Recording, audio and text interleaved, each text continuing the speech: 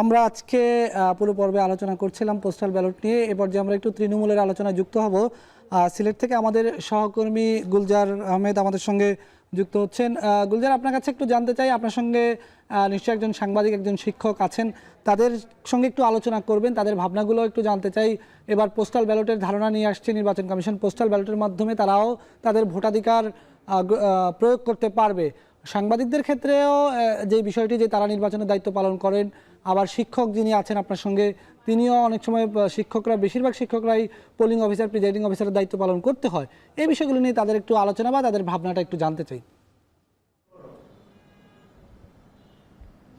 অসংখ্য ধন্যবাদ। আসলে আপনি জানেন যে কোনো নির্বাচনে বিশাল একটা জনগোষ্ঠী অর্থাৎ সচেতন সমাজের ভোটার যারা আছেন তারা নির্বাচনী দায়িত্বে নানান কাজে আসলে থাকেন। সেক্ষেত্রে দেখা যাচ্ছে কাজের ব্যস্ততার কারণে হোক কিংবা দূরত্বের কারণে হোক কিংবা সময়ের অভাবে হোক, তারা কিন্তু নিজের ভোট দেওয়া থেকে অনেকটা বিরত থাকেন।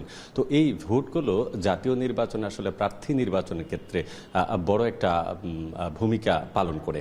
তো সার্বিক বিষয় আসলে কথা বলার জন্য যেহেতু আমরা পেশাজীবী মানুষদের মধ্যে দুইজনকে নিয়ে আসছি, এর মধ্যে প্রণব কান্তি দেব, তিনি সিলেট ইন্টারন্যাশনাল ইউনিভার্সিটির সহকারী অধ্যাপক সাথে আছেন।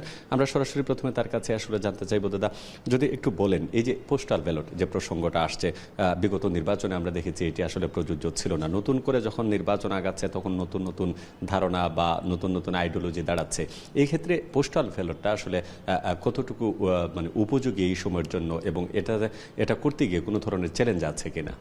অনেক ধন্যবাদ। আসলে আপনি যেটুকু বলছিলেন যে আমাদের নতুন নতুন অনেক ধারণা আসছে, এবং নির্বাচনী কাজে আমি আমার জায়গা থেকে যেটি বলবো, একজন শিক্ষক হিসাবে, যে বাংলাদেশের জাতীয় নির্বাচনগুলোতে শিক্ষকরা একটি বিপুল পরিমাণ শিক্ষকরা, লক্ষ লক্ষ শিক্ষকরা এখন দায়িত্ব পালন করে থাকেন, প্রিসাইডিং অফিসার থেকে শুরু করে।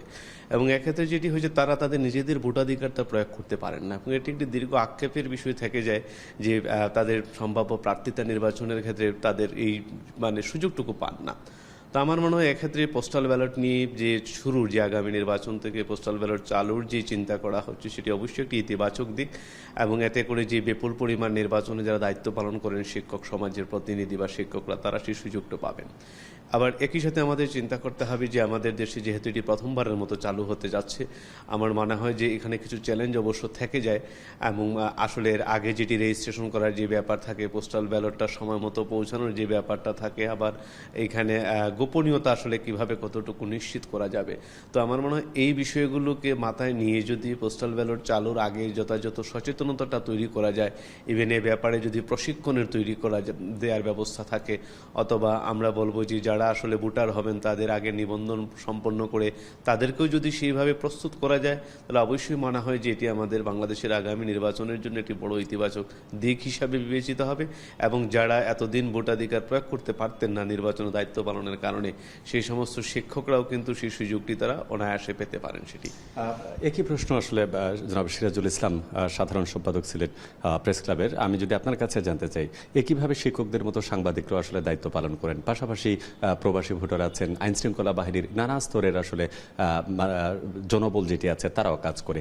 তো এই ক্ষেত্রে আমরা যদি বিবেচনা করি, পোস্টাল যে ব্যালটের কথা বলা হচ্ছে, আপনার দৃষ্টিতে এই উদ্যোগটা আসলে কেমন? ধন্যবাদ গুলজার। আসলে পোস্টাল ব্যালট কনসেপ্টটি বাংলাদেশের নির্বাচনী ব্যবস্থার সাথে প্রথম, এবং আমরা যদি একটু চিন্তা করি, আপনি যেমনটি বলছেন বা আমাদের প্রমদা যেটি বলছেন, যে আমাদের একটি বিশাল জনগোষ্ঠী কিন্তু ভোটদান থেকে বিরত থাকে অনেক ক্ষেত্রে, তার সুযোগ সুবিধার অভাবে, সময়ের অভাবে। বিশেষ করে আমরা যদি আমাদের মিডিয়া কমিটির কথা ধরি বা আমাদের ল এনফোর্সার যারা আছে, তারাও কিন্তু অনেক সময় ভোট দিতে পারে না। পাশাপাশি আমাদের, আপনি যেটা বলছিলেন যে আমাদের একটা বিশাল অংশ কিন্তু প্রবাসী আছে।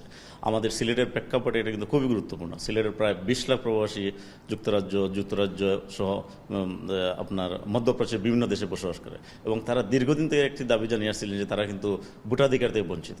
এবার কিন্তু নির্বাচন কমিশন যে উদ্যোগটি নিয়েছে, তারা পোস্টাল ব্যালটের মাধ্যমে এই ধরনের ভোটদানের সুযোগ কিন্তু পাবে। তবে এখানে কিন্তু চ্যালেঞ্জেরও কিন্তু বেশ কয়েকটি বিষয় রয়েছে। আমাদের কিছুদিন আগে আমাদের নির্বাচন কমিশনের সিনিয়র সচিব যে কথাটি বলছিলেন, যে ওনারা পোস্টাল ভোট বিডিএম একটি অ্যাপস তৈরি করছেন, যেটা গুগল প্লে স্টোর থেকে ডাউনলোড করে সেখানে রেজিস্ট্রেশন করা যাবে, এবং রেজিস্ট্রেশনের পরে হয়তো সেটা এনআইডির সাথে সংযুক্ত হবে, সংযুক্ত হওয়ার পরে এটা কনস্টিটিউয়েন্সির সাথে কিন্তু আবার চলে যাবে। তো এক্ষেত্রে আমরা মনে করবো যে আমাদের যে ভোটদানের যে সুযোগটা, আমরা মিডিয়া কর্মীরা যারা অনেক ক্ষেত্রে ভোট প্রদান করতে পারি না নানা কারণে, আমাদের ব্যস্ততার কারণে বা প্রফেশনাল কারণে, এটা কিন্তু পোস্টাল ব্যালটের মধ্যে আমাদের সেই সুযোগটি সৃষ্টি হবে। অসংখ্য ধন্যবাদ আপনাদের দুজনকে আমাদের সাথে যোগ দেওয়ার জন্য। বেলাল, শুনছিলেন যে আসলে আজকে যারা আমাদের সাথে যোগ দিলেন তারা তাদের এই পোস্টাল ব্যালট নিয়ে যে মতামত সেটি আসলে আপনাদের সামনেই আসলে বলেছেন। ধন্যবাদ গুলজার। আলোচনা করছিলেন তৃণমূলের যারা আছেন তাদের ভাবনা নিয়ে। আমাদের সঙ্গে যুক্ত ছিলেন একজন সাংবাদিক শিক্ষক। দর্শক, এই ছিল আজকের ভোটের ট্রেনের আয়োজন। সাথে থাকার জন্য ধন্যবাদ।